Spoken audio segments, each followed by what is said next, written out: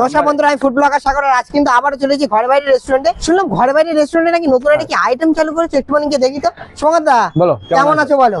খুব ভালো, তুমি কেমন আছো? দারুণ আছে, কিন্তু আমাকে না জানিয়ে তুমি লুকিয়ে লুকিয়ে কি একটা আইটেম রেডি করেছো বললে? হ্যাঁ, তোমাকে জানাবো, অবশ্যই জানাবো, আচ্ছা। সবাইকে জানাবো। সেই আচ্ছা। সঙ্গে একটা নতুন আইটেম লঞ্চ হয়েছে আমাদের। আচ্ছা। ফিরনি ফ্রেন্ডলি বাহ। মাত্র 60 টাকায়। বৈশাখে কোথাও আছে কিনা জানি না, আমাদের মাত্র 60 টাকায় ফিরনির টেস্টটা দেখো আগে, তারপরে বিচার করবে। তারপরে বিচার হবে, তাই তো? একদম। 60 টাকায় ফিরনি একদম, মানে বসিরহাটে আর কোনো জায়গায় পাওয়া যায় না, যা যায় কিনা আমাদের জানা নেই, কিন্তু ঘরে বাইরেতে দেখো। First time. First time। বাহ, আমরাও খেয়ে দেখবো কেমন খেতে, এন্ড তোমাকেও জানাবো, এন্ড অডিয়েন্সকেও জানাবো। একদম। চলো চলো।